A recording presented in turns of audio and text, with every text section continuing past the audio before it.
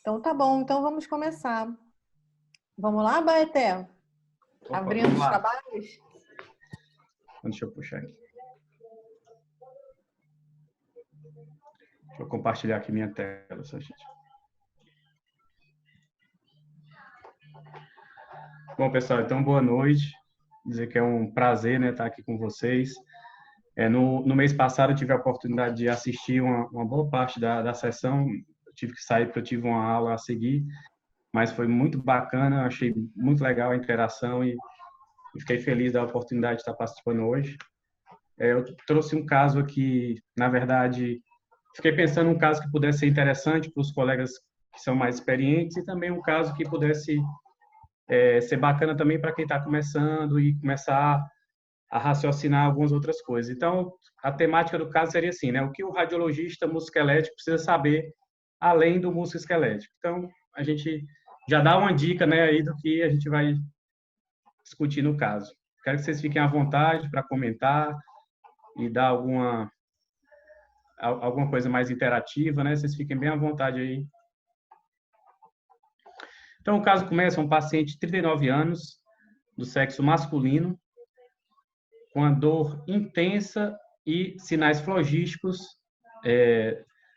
no membro inferior esquerdo, até desde a região glútea, tá? Cortou ali o membro inferior, do membro inferior todo, mas principalmente iniciando na região glútea, à esquerda. Muitos sinais flogísticos, muitos sinais inflamatórios, e se levantou a suspeita de uma celulite, e aí já começou o tratamento. Foram feitos os antibióticos mais utilizados comumente, ele não estava tendo nenhuma resposta, ele acabou, inclusive, sendo internado, e aí começou antibióticos de mais amplo espectro, mais intensos, né? Então, chegou até a vancomicina e tecoplamina, e mesmo assim, ele não teve uma boa resposta, tá? Isso aí, nesse momento, ele já estava internado no hospital. Esse caso foi da época do R4, viu, pessoal? Então, ele evolui com a parestesia e dor intensa no membro inferior esquerdo. No começo, ele tinha mais sinais inflamatórios, né, sinais flogísticos. E aí, nesse segundo momento, ele já internado, fazendo investigação, ele começou a ter uma dor mais intensa e parestesia no membro. E aí foi solicitada uma avaliação da neuro. E, clinicamente, a neuro diagnosticou que tinha uma neuropatia do ciático esquerdo, e aí foi feita uma indicação aí de uma ressonância para avaliar, então, esse nervo ciático, avaliar se tinha alguma compressão, avaliar se tinham coleções, avaliar, né, complicações da, então, infecção do membro, né, que estava sendo tratada. E aqui nós vamos para as imagens do caso. Eu separei só algumas imagens chaves, né, para poder a gente otimizar, porque eu sei que o tempo é curto.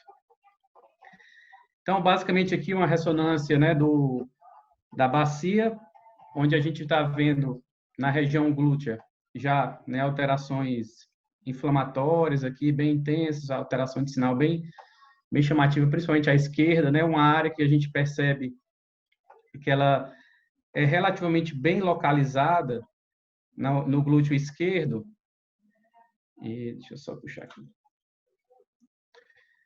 Ela está bem localizada aqui. E na direita a gente já identifica também, né, algumas alterações, ó, um edema, né, permeando a musculatura glútea, principalmente glúteo máximo.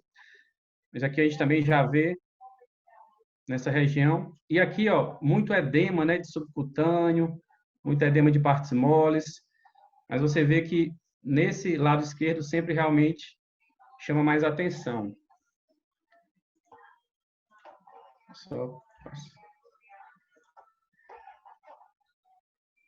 Aqui, continuando, né? Então, você vê que a musculatura do glúteo máximo está toda infiltrada, né? Bem edemaciada, com já, né, algumas pequenas coleções. E aqui, ó, o tecido subcutâneo e até já pegando musculatura paravertebral aqui também bastante alterada, mas à direita também a gente identificava, né, sinais semelhantes, porém em menos intensidade do que o lado esquerdo. O lado esquerdo realmente estava bem mais chamativo. Mas a direita, apesar dele não ter, né, muita queixa à direita, já tínhamos aí, então, alguns sinais, né, bem parecidos com o lado esquerdo.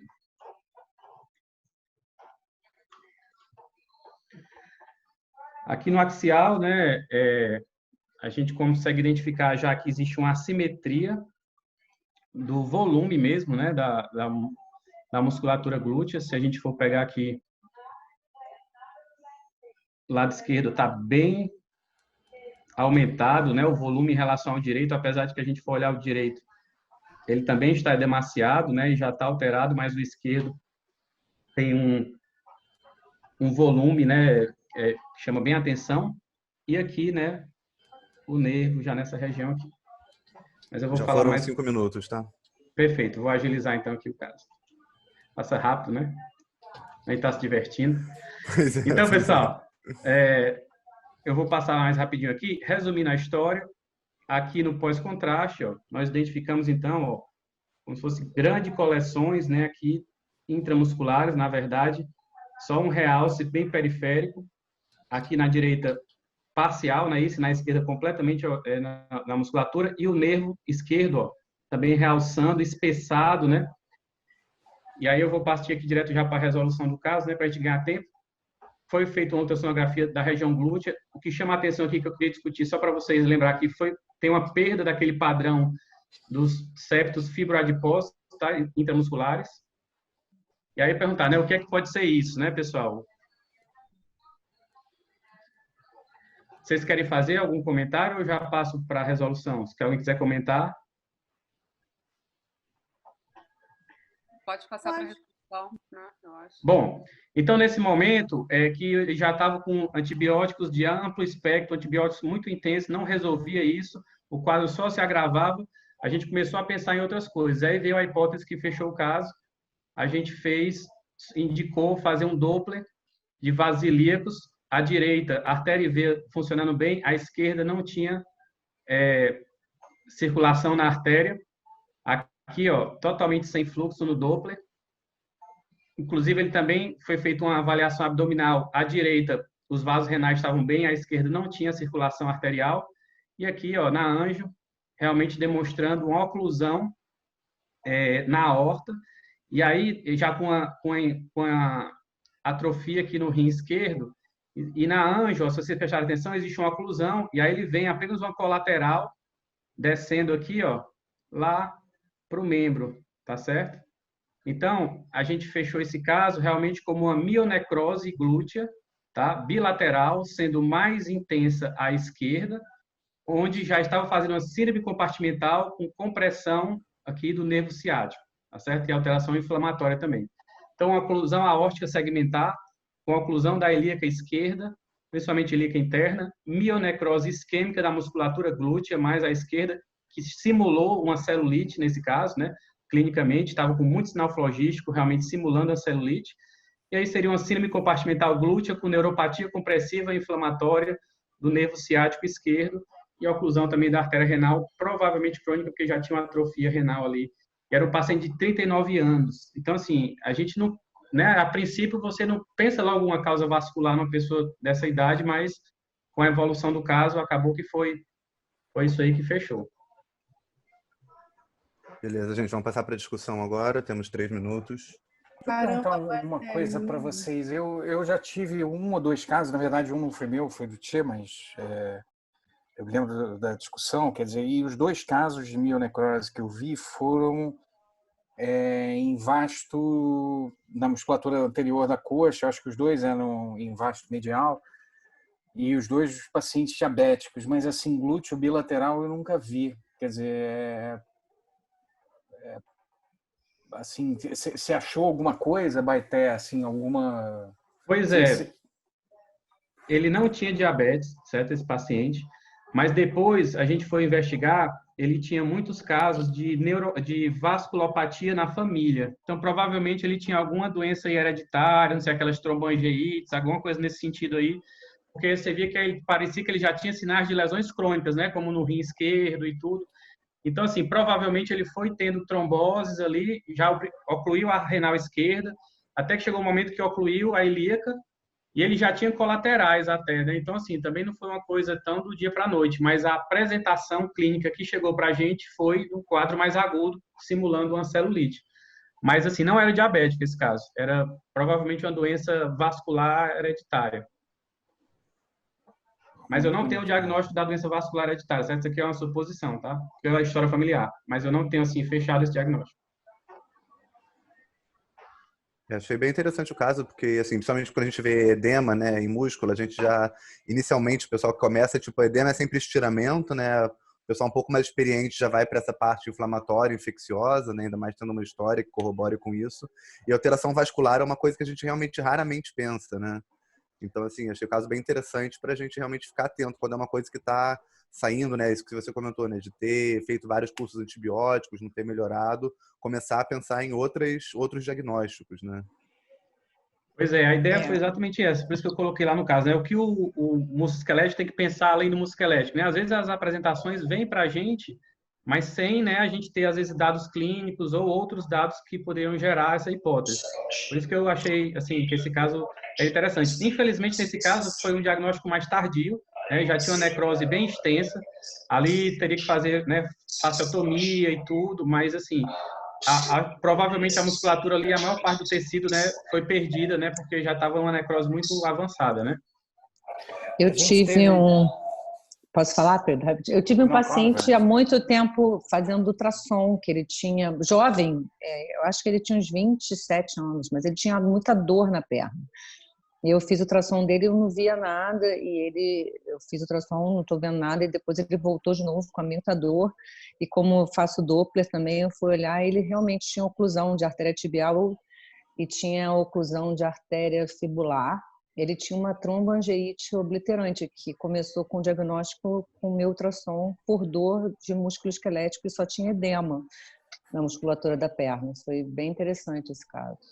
O ultrassom tem essa vantagem, né, da gente estar em tempo real fazendo, e acabou que eu fui pesquisar os vasos. Para quem faz o Doppler e o músculo, né, Vanessa? Tem essa pessoa que faz os dois.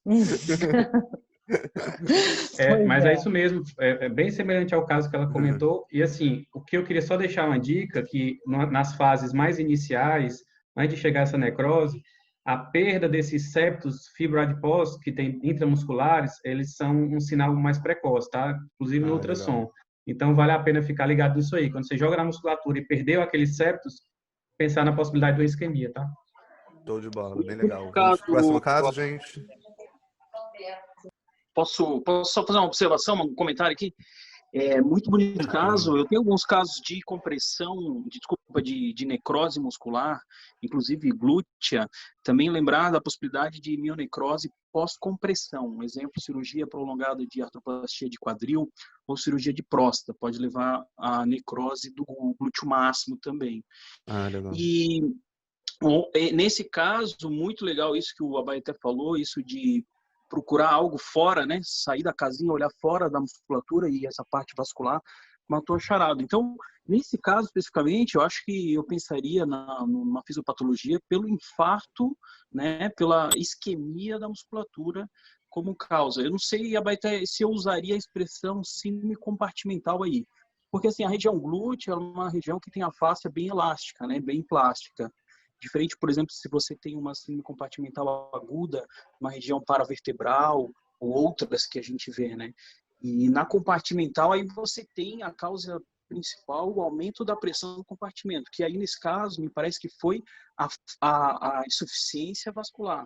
Então, não sei se eu usaria a expressão síndrome compartimental. Acho que sim, uma mionecrose, né? Uma necrose muscular evidente por uma causa vascular, que a gente pode ver, às vezes, pós-compressão também.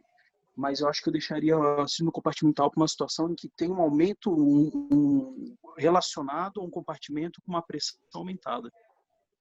Porque nesse caso, na verdade, a síndrome compartimental ela já é secundária, certo? Ele teve inicialmente a isquemia e aquele edema e a alteração inflamatória que fez aumentar aquele volume ali é que gerou essa situação. Mas, assim, não é uma síndrome primária, não foi a causa, não. Certo? Seria secundária. Beleza, gente, vamos passar para o próximo caso, só para tentar não dar tempo de todo mundo apresentar, gente. Quem é a próxima pessoa? O Brown. Brown, vamos lá. Sobrando um tempinho, pessoal, também a gente pode deixar algumas perguntas para o final, né? Só para a gente garantir que Uhum. todo mundo que trouxe apresentou e Isso, depois a e no gente final a gente pode voltar continua. nos casos que já foram discutidos também. Beleza. Paulo, Diga. não começa esse cronômetro ainda não. Calma aí, deixa eu Não, calma, começa me quando achar começa a aqui. apresentação. Pega leve comigo que eu tô nervoso, que eu não tô acostumado com esses negócios aqui. Não, fica tranquilo. O tempo de problemas de questões técnicas não é Não contado conta. contra você, não. Eu sempre participei quando era presencial essa sessão, cara, e agora é a primeira vez que eu tô no virtual, então eu tô me achando aqui. Vocês estão vendo a tela? Estamos. Vou começar a dar um tempinho para disparar aí, hein, Paulo, tá?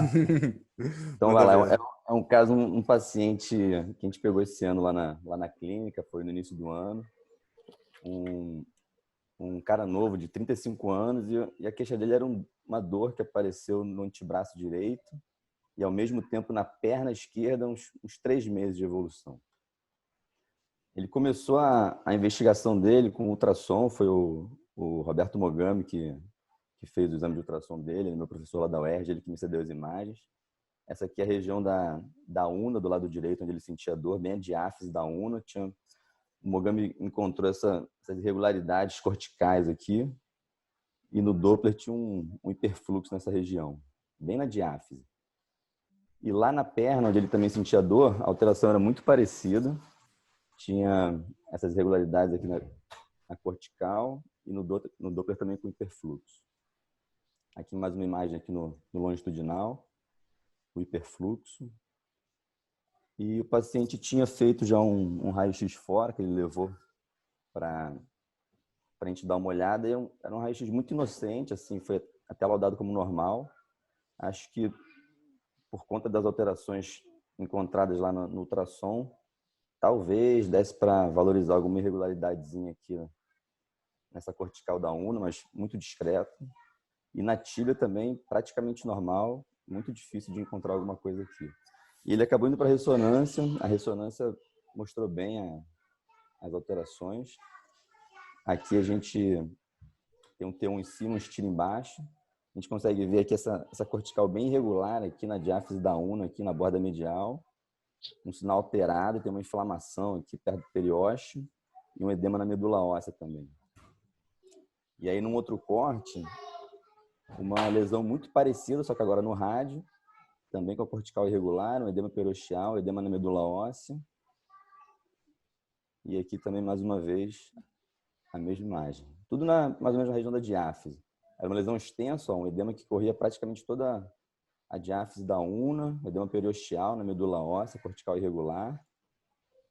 Pegava praticamente toda a extensão da diáfise. E também no rádio, corria um pouco para a metáfise aqui distal. Ó. E essa aqui é a região do marcador onde ele sentia dor. A gente fez o exame também da perna esquerda dele, também tinha um edema na diáfise, um edema na medula óssea, periosteal. No corte axial, bem junto do marcador aqui, ó, uma imagem muito parecida com as lesões que a gente viu no antebraço, ó, cortical irregular, sinal alterado, inflamação no periósteo, na medula óssea. Aqui mais uma imagem. Tudo bem semelhante, assim, tanto no antebraço quanto na perna. E a gente sempre faz estudo da perna bilateral comparativa lá na clínica. Ele não tinha queixa nenhuma na perna direita, o marcador está só aqui, mas a gente acabou encontrando também umas lesões muito iguais, só que menores, mais discretas, do lado direito. Aqui ele não sentia nada. A gente acabou botando na tomografia também. Na tomografia mostrou de novo essa cortical irregular, uma reação periosteal aqui discreta, tá vendo? No rádio também, ó, bem na região da diáfise, a cortical toda irregular. Uma reação periosteal contínua aqui, meio sólida, discreta. E na tíbia também, ó, desse lado onde ele sentia dor, tinha uma reaçãozinha periosteal, uma cortical irregular, umas imagens meio lineares aqui. E desse lado aqui também, apesar de não sentir dor aqui. E aí a gente ficou quebrando a cabeça com esse caso, a gente ligou para ele para tentar exprimir alguma informação a mais. Ele não tinha febre, não tinha trauma, ele não tinha história nenhuma assim de atividade física forte. Ele dava uma corridinha na lagoa, mas Ele até continuava correndo, que ele estava num estado geral bom, assim, ele dava umas corridinhas, mas nada muito forte, não fazia musculação nem nada. Não tinha história nenhuma de doença conhecida, nem dele, nem da família. E a gente ficou tentando juntar isso aí tudo. Vocês querem falar alguma coisa? Alguém quer dar algum palpite? Quer comentar ou eu toco o barco aqui, Paulo? Pode tocar, a gente deixa para comentários depois, Eduardo, que acho que é melhor, mais fácil de controlar Cara, tudo. aí nessa época o Mogami ficou ano passado com o Regic lá em San Diego, pegou as imagens, mandou pro Regic, o Regic falou assim, olha, isso aí não é específico, não é típico de nada. Aí eu relaxei e falei, bom, se o Regic tá falando que isso aqui não é típico de nada, eu posso chutar qualquer coisa aqui, já sem muita responsabilidade. A gente já estava com dificuldade de pensar em alguma coisa. E a coisa mais perto que eu consegui chegar assim foi uma osteomielite crônica multifocal recorrente, mas não estava batendo muito assim. A gente sabe que geralmente as lesões são mais perifisárias e esse nosso caso era muito diáfise, mas eu estava com dificuldade de encaixar em alguma outra coisa, né? Ele foi para um reumatologista que também foi nesse diagnóstico e resolveu começar um tratamento empírico com cloroquina para ver se o paciente melhorava. Eu conversei com ele falou que sempre que ele vai fazer cloroquina, ele pede um fundo de olho antes, porque existe o risco da cloroquina impregnar na retina, então ele pede um exame de base para saber como é que tá. E aí nesse exame o Para uns 5 minutos, tá? Beleza. O oftalmologista encontrou uma uveíte. E aí ele falou, será que isso está relacionado com alguma espondiloartrite? Essas doenças se misturam, né? Uma coisa meio, às vezes uma entra na outra. Mas acontece que o paciente, mesmo com o tratamento para osteomielite crônica multifocal recorrente, ele não melhorou. Ele foi até piorando da dor.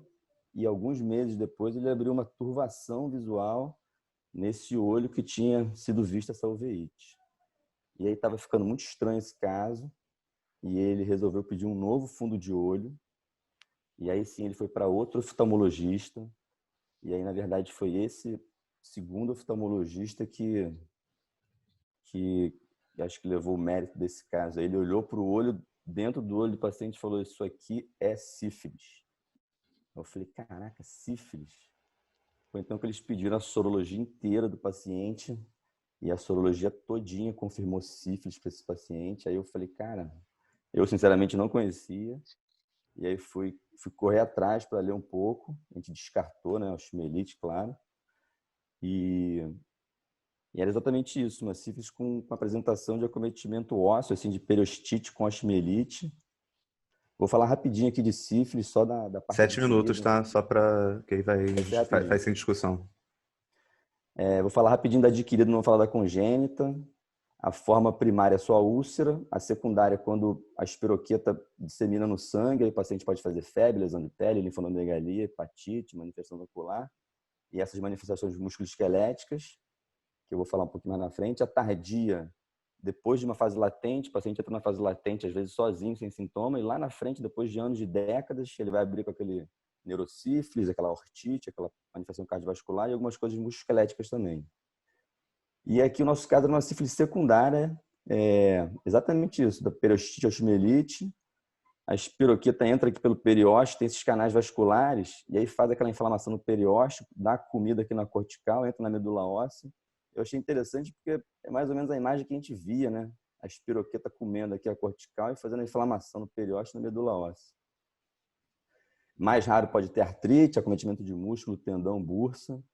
E na terciária, que não era esse caso, pode acometer o sistema musculoesquelético com aquela goma sifilítica, que é aquela lesão granulatosa, ou então no Charcot, nos pacientes que fizeram neurosífilis com tábios dorsais.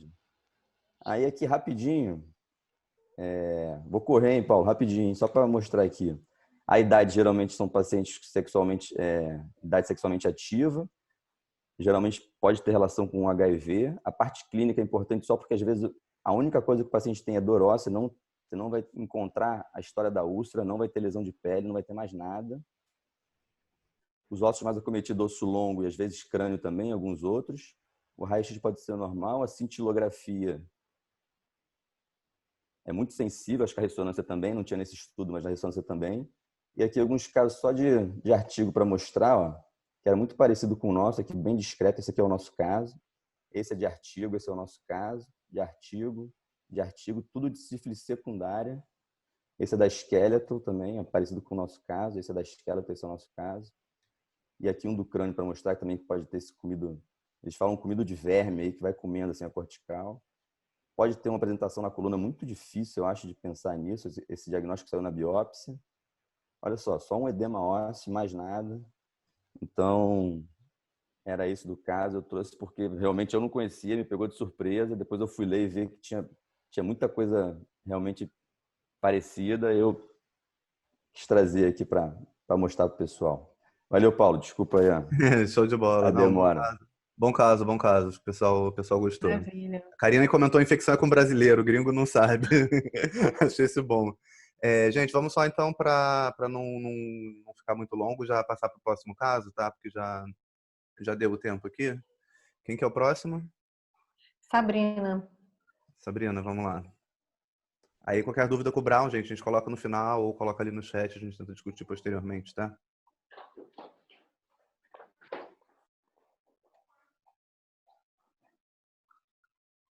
Sabrina, tá aí? Tá abrindo? Ah, tá, não, só que não tava te ouvindo. Ouvindo? Ouvi aí, gente? Sim. Oi, agora foi. A internet tá meio estranha agora. Agora eu não tô vendo o meu caso. Tá ótimo. Estão vendo aí, Paulo? Não, ainda não, Sabrina, estamos vendo você ainda.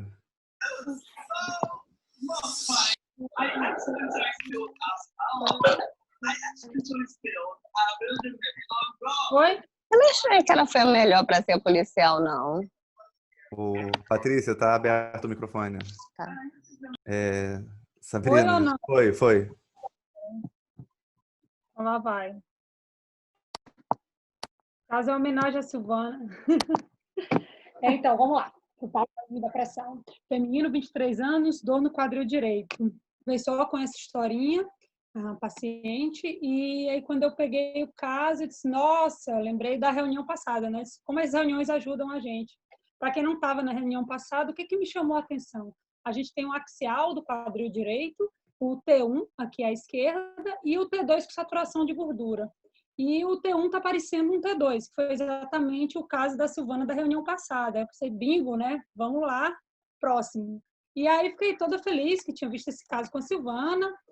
Só para quem não viu esse caso da Silvana e fazendo uma comparação com um quadril normal, então esse é um paciente da mesma idade, com um quadril normal, a gente vê como é o tecido adiposo aqui do subcutâneo, como ele brilha no T1, como é a medula óssea, tem medula gordosa e brilha no pente, e como era essa paciente. Ela não tinha subcutâneo e ela tinha a medula óssea escura nas sequências em T1 puro. Então, pensei, o caso da Silvia de novo me ajudou pra caramba, quem estava na reunião passada, ético, com anorexia ou câncer mais evoluído. Enfim, só que eu fui olhar as outras imagens e caí do cavalo. Bem, a Sil não falou de lesão lítica, e agora, né? Então, aqui é o coronal T1, coronal T2 com saturação de gordura, e a gente vê que além daquela medula óssea com sinal baixo na sequência em T1, além do subcutâneo bem estreito, praticamente não tem subcutâneo, e tem uma hipertrofia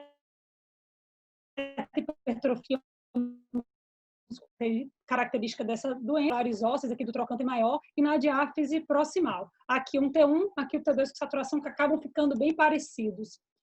E aqui o axial T1 e o T2 com saturação, mais uma vez as lesões líticas, que não tem lesões císticas, né, de aspecto cístico, com um sinal intermediário em T1, alto em T2 e sem características agressivas. E aí a gente foi indo mais para posterior, por sorte o quadril pegou um pouco o RM do quadril, vi que tinha lesão, a medula óssea toda heterogênea, e com esse sinal, né, T1, e lesões de aspecto cístico aqui também nas asas sacrais. Fez um caso da Silvana. Bom, essa paciente tinha uma tomografia de abdômen.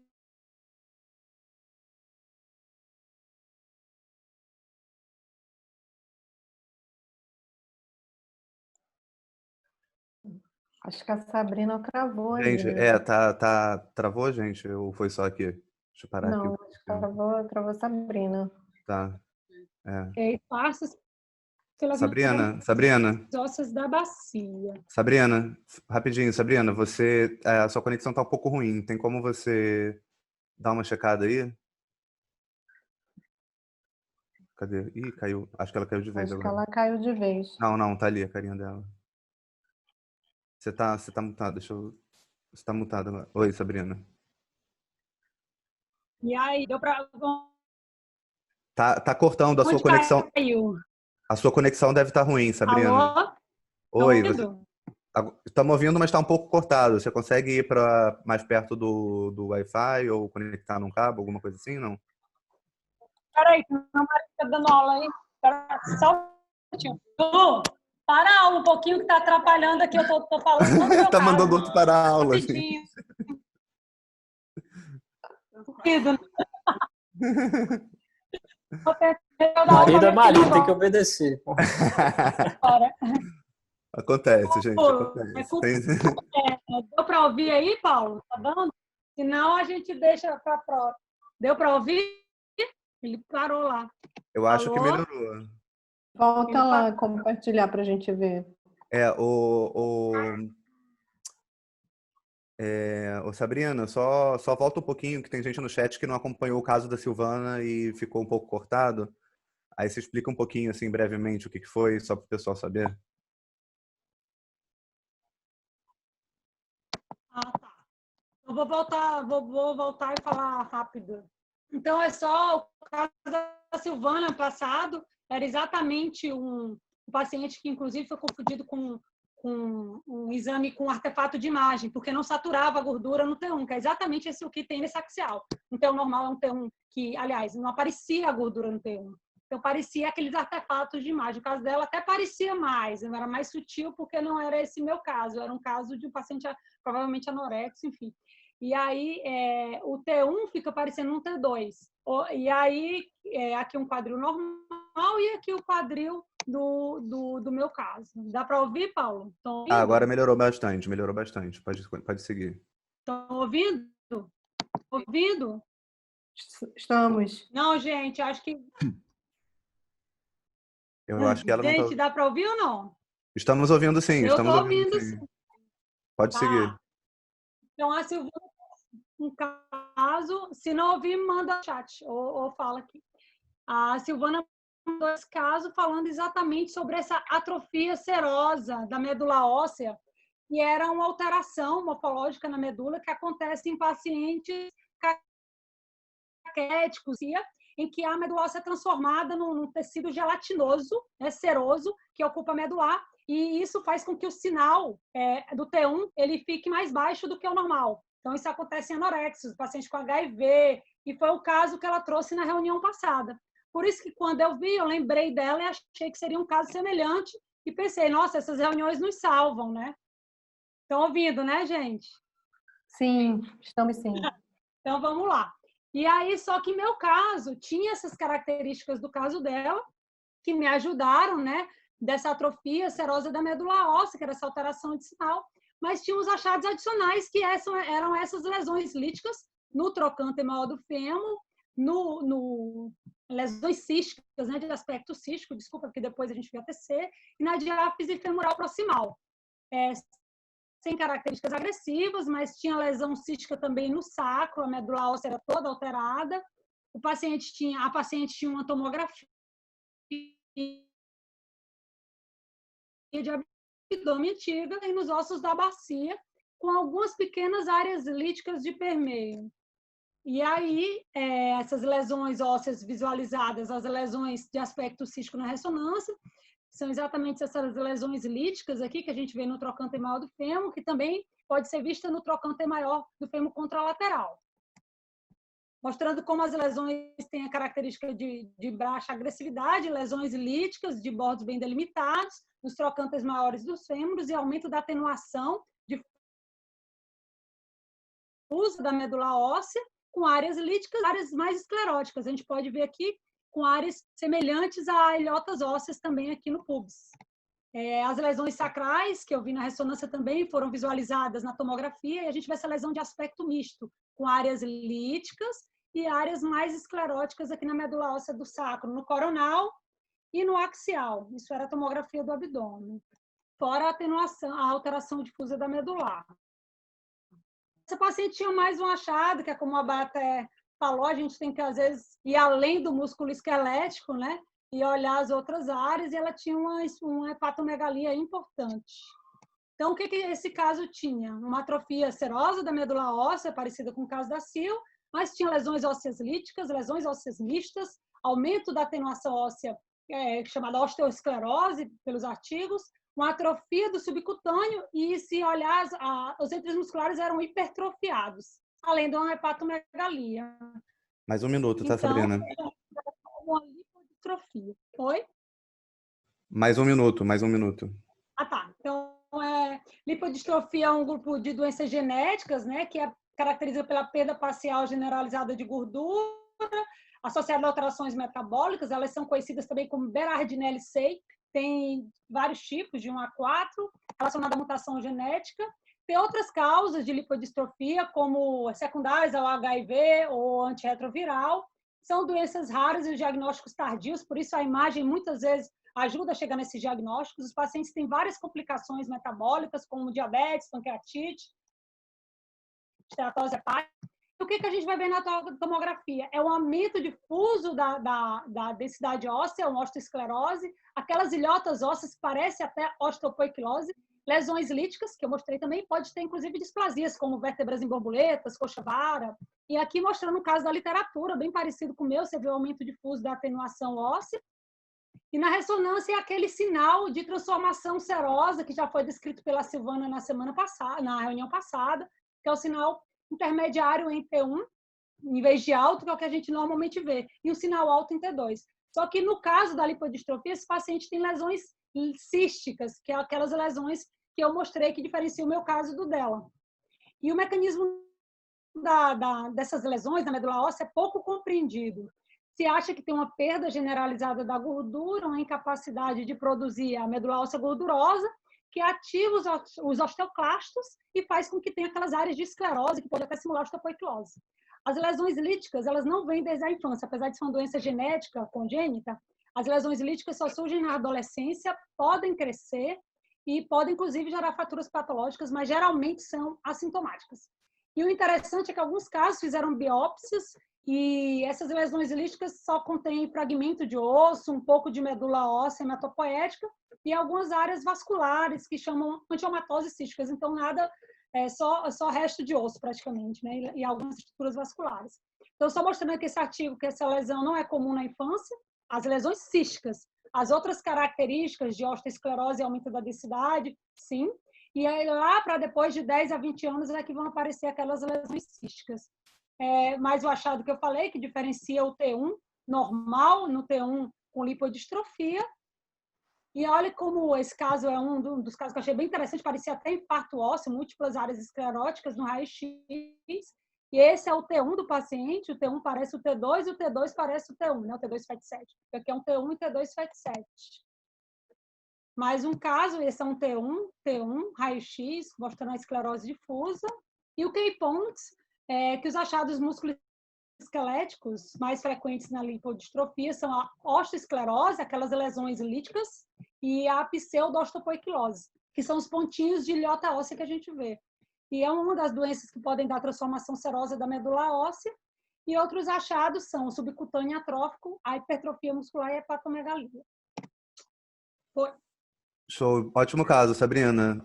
10 minutos, gente. Então vamos passar para o próximo de novo, gente. Comentários podem fazer ali do lado. Eu vi que tem, a gente leva para o final, tá? Quem é o próximo, Silvana?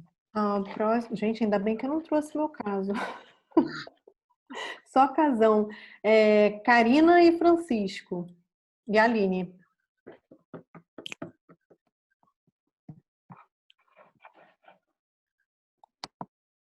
Karina, então? Karina, ela estava aqui, eu não sei se ela caiu por algum Karina tá motivo. por aí? Ou como é que eu falo? Aparecendo aqui. Sou eu? Aqui. Oi, pode Tá. começar a compartilhar. Karina tá aí? Tá. Deixa eu ver aqui. Vamos ver. Acho que a Sabrina tem que tirar a tela, né? Já tirou. Acho que não precisa não, acho que quando uma pessoa nova bota, ele já substitui. Estão vendo? Estamos vendo você ainda, não a sua tela. Ah, minha tela tá em... já tá aí. Mas Ué? não estamos vendo, não. Tá vendo. Como é que eu faço aqui, então? Visualizar... Compartilhar a tela ali no meio. Ah, tá. Compartilhar a tela.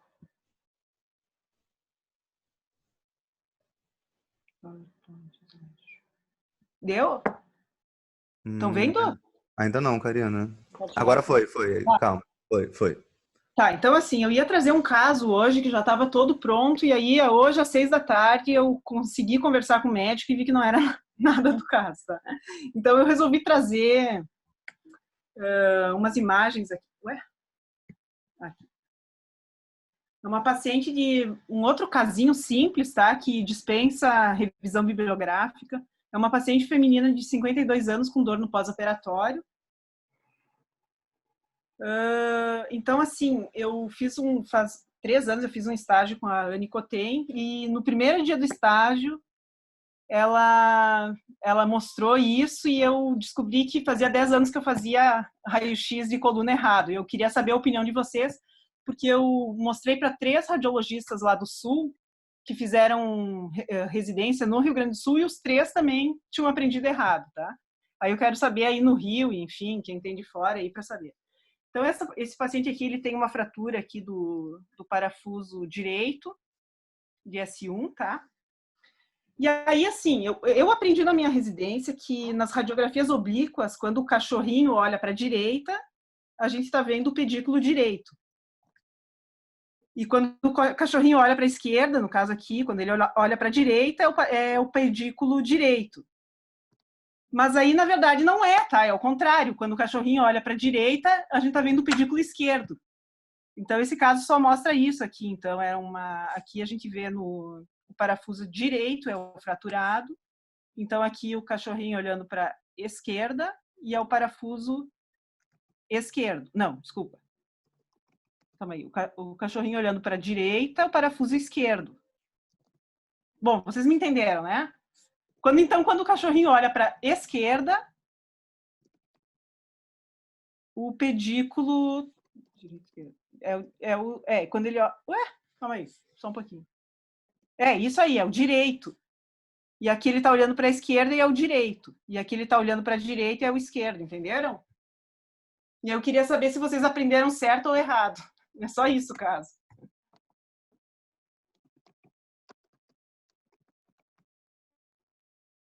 Estão me ouvindo? Estamos sim. Alguém quer comentar? Eu estou confuso agora.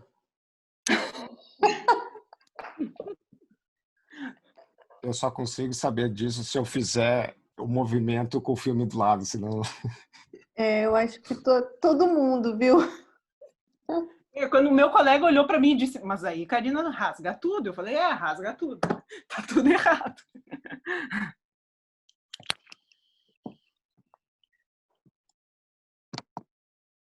Então é isso aí, pessoal.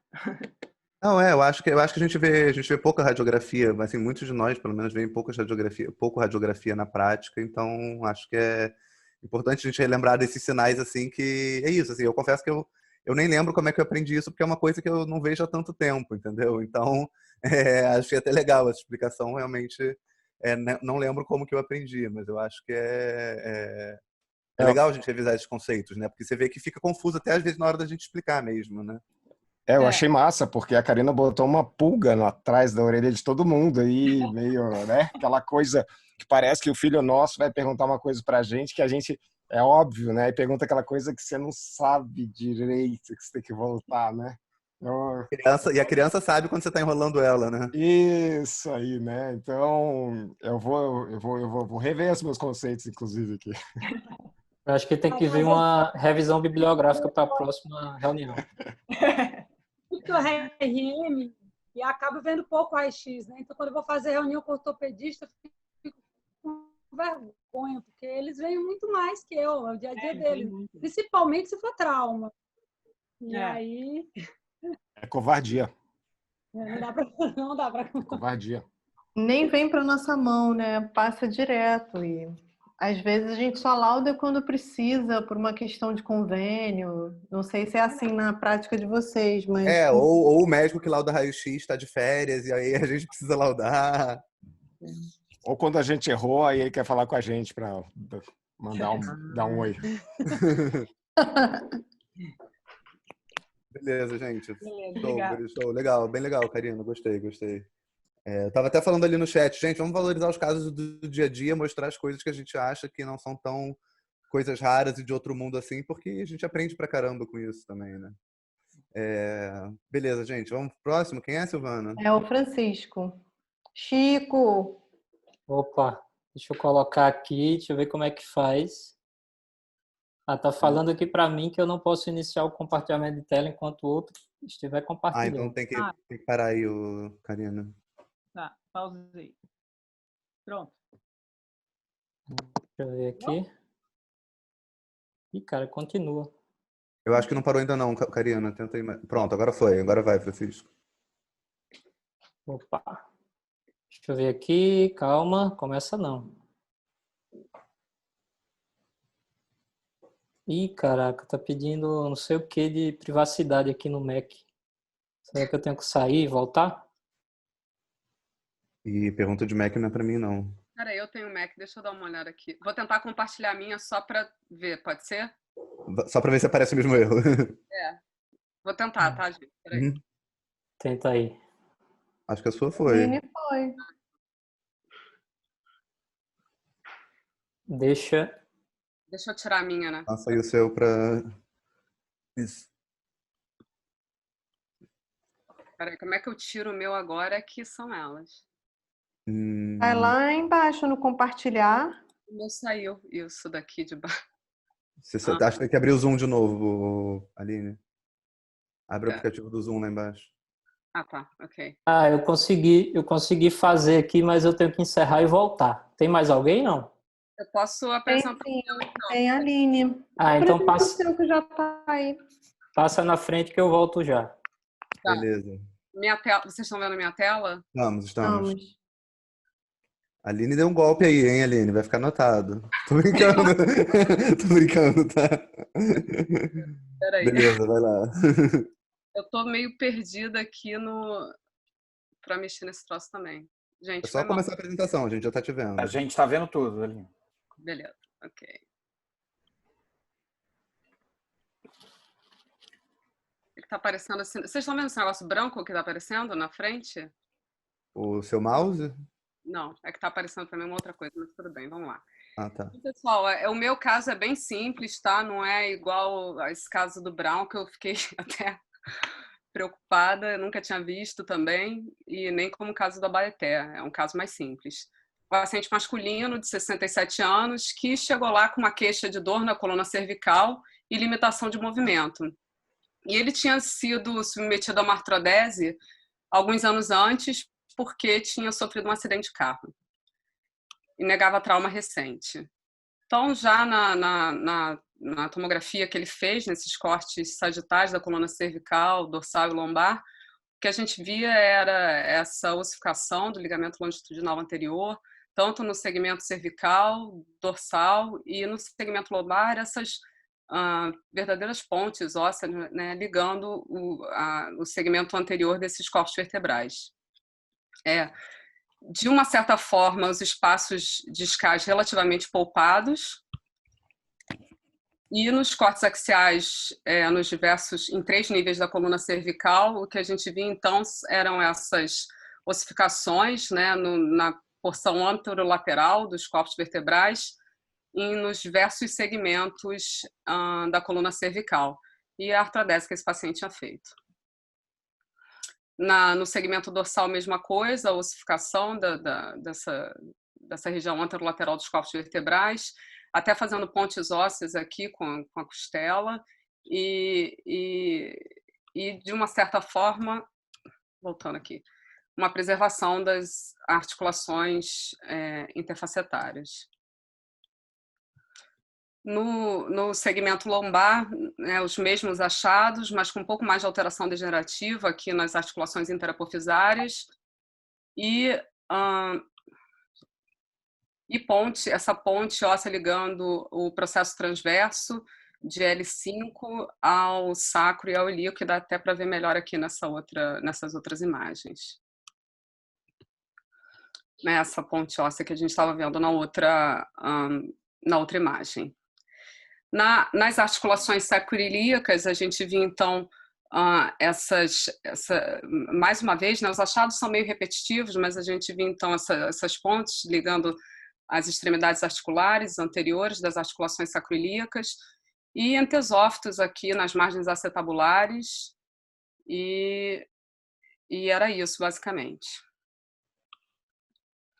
Então, a gente fechou como DISH, né, hiperostose esquelética idiopática difusa, e eu trouxe o caso, primeiro porque, primeiro, assim, a definição, né, são proliferações ósseas nos locais de inserção tendina e ligamentar, mais visto em pacientes idosos.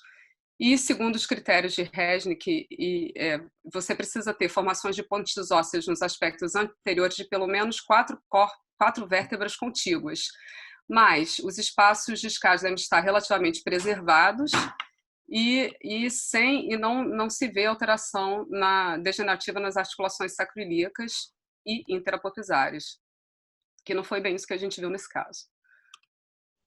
Então, esses são os critérios para você fazer esse diagnóstico, mas recentemente, em 2017, saiu esse artigo falando sobre as anormalidades vistas na tomografia dos pacientes com DISH e alterações na articulação sacroiliaca. Então, esse estudo eles pegaram um grupo de 106 pacientes e fizeram até com um grupo controle, pareado por idade e sexo, e viram que esses pacientes têm sim alterações nas articulações sacroiliacas, né, principalmente pontes articulares nas extremidades anteriores da articulação, e anquilose, e também anquilose, fusão da articulação, semelhante àquela observada em pacientes com espondilite anquilosante, e contrastando justamente o critério classificatório, o critério utilizado por Resnick para você fazer o diagnóstico da doença. Lembrando que esses critérios foram estabelecidos na década de 70 e na época, isso foi feito com raio-x, né? E esse trabalho, então, propõe que esses critérios sejam revisados. Esse outro trabalho de 2019, então, propõe uma nova classificação para um diagnóstico precoce de DISH usando a tomografia. Então, meu caso é isso, era só para mostrar o DISH, mostrar que sim, a gente pode ter acometimento das articulações sacroiliacas e que se pegar numa fase mais inicial você pode até ter dúvida, e enfim, para a gente ficar com isso na cabeça. É isso. Muito legal, gente. Legal o caso, Aline. Alguém quer comentar alguma coisa? O Brown, talvez? Não sei se o Brown está aí ainda, que gosta de uma sacroilite. Oi, tô aqui. Cara, eu já passei muito sufoco com DISH lá na UERJ, e vinha o pessoal da Reumato me colocar contra a parede, com aqueles raios-x, assim, e agora? Isso aqui é um DISH, ou isso aqui é uma espondilo avançada já cheia de anquilose, sabe? E para eles muda o tratamento e tal. E eu acho que eu tenho feito muito isso que a Aline mostrou. A tomografia acaba ajudando muito, porque quando você tem aquela facetária meio polpada, ela até pode ter uma fusão, mas é mais uma ossificação da cápsula ligamentar, assim, mais periférica, não é aquela anquilose bruta assim, no meio da articulação. Isso aí, essa imagem aí. Isso me ajuda muito. E a sacroiliaca, que antigamente a gente usava para diferenciar, a gente viu que caiu. Esse critério aí a gente não serve mais. Na sacroiliaca pode ter essa anquilose bruta aí, bem intraarticular. O mais comum é anterior, como você falou, mas pode ter intraarticular, com esses artigos aí que você mostrou. Então, eu vou muito para os arcos posteriores para tentar fazer essa diferenciação. E aí eu tento espremer os reumatos de volta. Falo assim, mas e aí, esse paciente começou dor agora? Geralmente DISH é paciente mais idoso, assim, lá, mais de 50, 60, 70 anos. O cara começou dor agora, provavelmente não é uma esponja. Esponja do paciente começa a ter sintoma mais novo, né? Pelos critérios lá tem que ser... O Luciano comentou também da alteração laboratorial, né? Que sugira o processo inflamatório, HLA-B27. Tem toda a parte clínica que a gente tem que aprender também a espremer o pessoal de volta para... Eu gostei disso, Brown, de espremer o pessoal de volta, né? Porque às vezes eles vêm pra gente da imagem querendo que a gente feche totalmente o diagnóstico sozinho, né? E não é bem assim que a banda toca, né? Na dúvida, eu tendo mais a jogar mais para DISH, porque pô, se for uma espondila avançada, para também, porque os biológicos lá acaba tendo efeito colateral e tal, mas tomar cuidado, porque se você enquadrou o cara como DISH, mas, sei lá, uma filha dele abriu um quadro de lombalgia inflamatória, aí você tem que reconsiderar isso, porque aí pode ser uma espondiloartrite pela questão familiar e toda. Mas é isso aí, eu já bati muito cabeça, cara, tentando diferenciar DISH de espôndilo. Mas hoje em dia eu uso mais ou menos isso aí que eu falei. Muito bom, gostei, adorei. Show de bola, muito legal, Aline.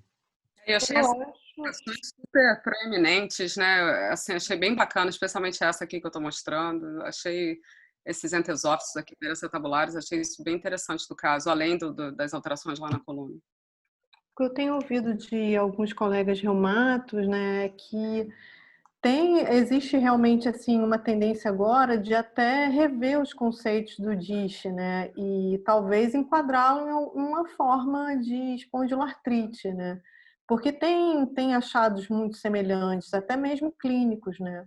Então, eu acho que assim esses critérios, os mais clássicos e foram descritos pelo Regis, que ajudaram a gente durante muito tempo, mas agora cada vez mais a gente entende a fisiopatologia dessas doenças, né? Tanto pela imagem quanto outros métodos, né? E então eu acredito nisso, né? Tudo bem que eu não tenho tanto foco clínico como a Clarissa e tal, mas o que eu escuto da Ana Beatriz e alguns reumatos é isso, que talvez mais para frente a gente vai ver uma mudança nessa classificação do DISH. Esse outro artigo daqui é de agora, de 2019, e eles propõem essa mudança. Bem legal. Isso aí é super legal, porque realmente o que o Eduardo falou, os reumatos eles chegam meio botando a gente na parede mesmo, aqui no HC, quando tem reunião, é a mesma coisa. E antes, quando a gente tinha, antes desses artigos, né, da CT para ajudar, quando tinha só o raio-x e os critérios mais do Resnick, era uma coisa que a gente ficava meio num caminho que a gente não conseguia, às vezes, provar as coisas ou poder chegar um pouquinho mais junto disso, né? Eu acho que foi muito legal isso aí que o Eduardo falou também. Show de bola, gente. Vamos para o caso do Francisco, então? Francisco, acha que conseguiu aí? Aí, o que eu faço aqui, Paulo? Só abrir o Zoom de novo e botar em parar de compartilhar. Acho que aqui deu certo. Deixa eu tentar aqui de novo. Vai lá em reunião lá em cima. Clica em reunião lá em cima. Não sei se é porque não estou vendo as opções do Zoom. Tá. Interromper compartilhamento ali. Interromper vídeo, não? Então... O próximo. Ah, tá. Ok. Isso, show. Ok, obrigada, Paulo. Nada, vai lá, Francisco. Vamos lá, acho que agora vai.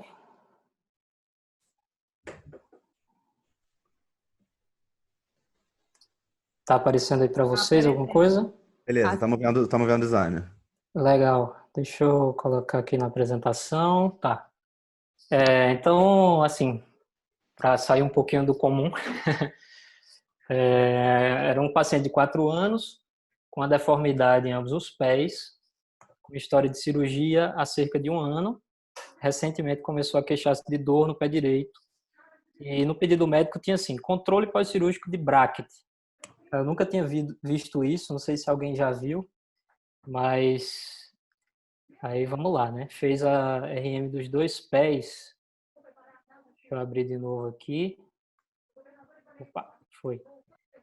Vou começar pelo esquerdo. Então, assim, ele já tinha diagnóstico e já tinha operado, né? Então, assim, eu trouxe para mostrar um negócio que eu nunca tinha visto. Então, me chamou a atenção, inicialmente, essa... Vocês estão vendo meu apontador, não? Ah, aqui. Estamos.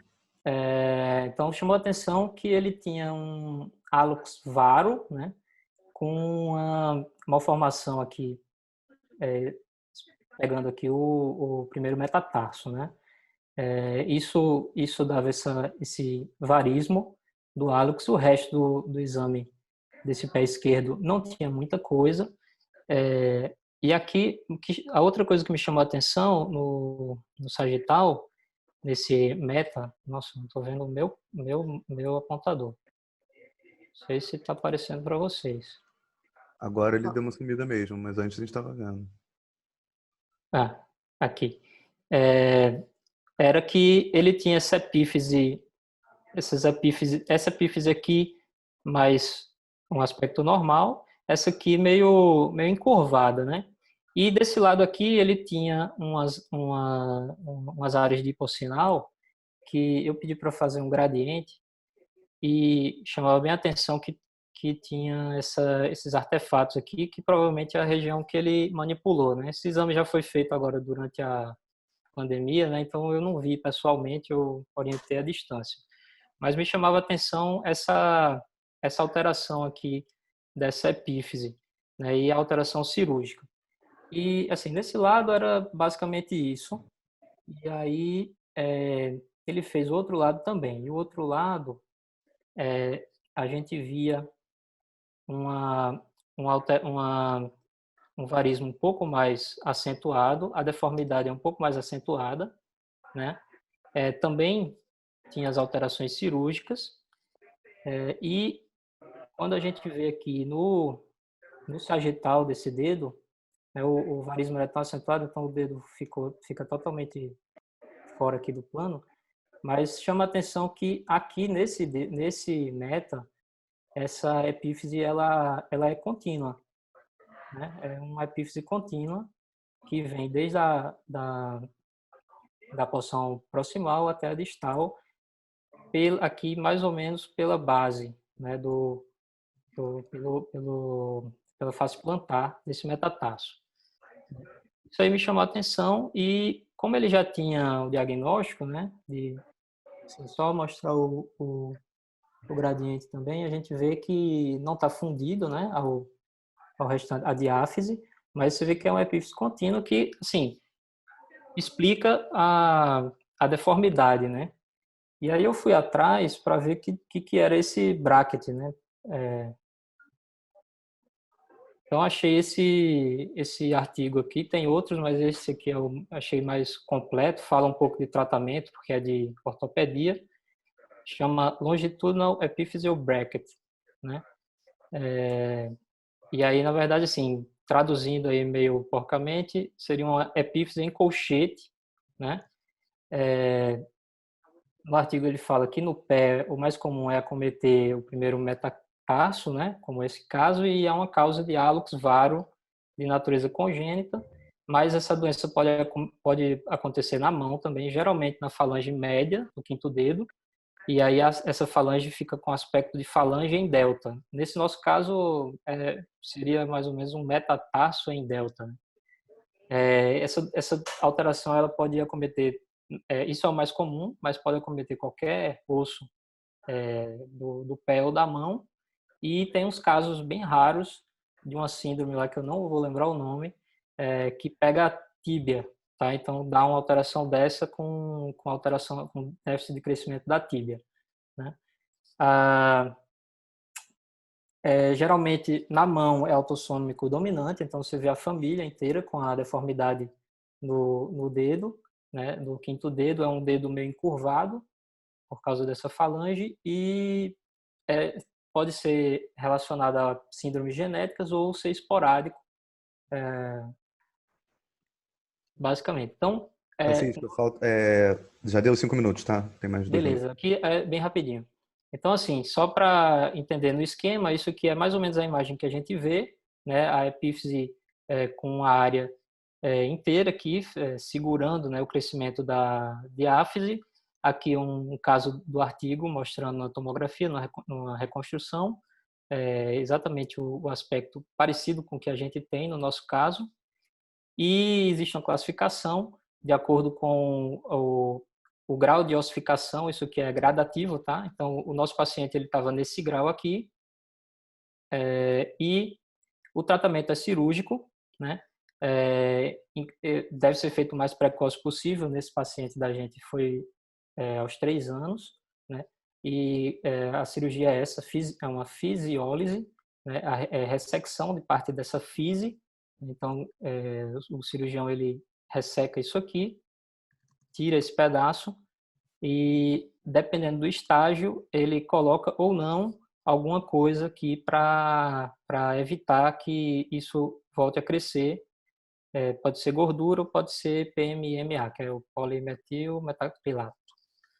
Tá? Então, só para terminar, esse paciente ele tinha uma dor no pé direito, né? Eu não mostrei nada relacionado a isso, mas para voltar ao caso, ele tinha um edema bem importante aqui nesse quarto metatarso, né? Exatamente no pé direito, que ele tinha uma deformidade residual maior, né? Então, essa deformidade residual provavelmente é uma das complicações da cirurgia, ou a ressecção incompleta, ou a recorrência, que pode acontecer se você não colocar lá alguma coisa interposta, né? E provavelmente eu interpretei assim, né? Pela alteração aqui biomecânica da pisada, ele fez uma reação ao estresse aqui. Não consegui ver uma fratura nítida, mas e ele estava com a queixa bem recente, então provavelmente era uma reação ao estresse aqui já meio avançada, tá? Então acho que era isso. Lindo, Chico. Nunca vi isso na minha vida. Também nunca tinha visto. Achei legal para mostrar. Se alguém já tiver visto, tiver algum O Bernardo caso comentou ali no chat, não sei se ele já sabia ou se ele pesquisou, a síndrome de Nievergelt. Isso mesmo. Nievergelt. Prazer, né? Eu sabia isso, hein, cara? Eu achei aqui na internet. Legal. É isso aí. Legal, não conhecia isso também não. Mas assim, ó, eu confesso que eu achei a sua tradução de epífise em colchete totalmente adequada, porque a imagem que você mostrou ali realmente é um colchete, né? Que fica em volta do... E a tradução literal, né? Literal eu achei que foi ótimo, zero porca. Mas também não achei nada aqui na literatura brasileira. Gente, eu queria... Posso encerrar, então? Claro, vai lá, Silvana. Claro, Silvana. Cara, agradecer muito a todos vocês que têm participado e colaborado, gente. Casos lindos. É muito bacana ver esse astral e essa interação de todo mundo. Então, sejam bem-vindos sempre, tá? Sempre que quiserem contribuir, essa reunião está cada vez melhor. Obrigada mesmo. Valeu, Silvana. Obrigado você também por esse espaço aqui. Show de bola. Esse espaço é nosso. Obrigado, Silvana. Foi um prazer participar. Parabéns a todos pelos casos aí. Lindo, tá? Lindo caso. Obrigada mesmo. Valeu, gente. Pessoal. Obrigado a todos. Muito obrigado aí também. Valeu, doutora Cisco. Ana, data beijo, Sabe Chico. que a esposa tá com um rolo de macarrão ali para me dar na porta ali, mas a reunião da Sociedade de Carioca não dá para faltar, então, tipo, sorry. Agora eu vou trabalhar dobrado, lavar louça, sei lá, o que eu tenho que fazer. Mas...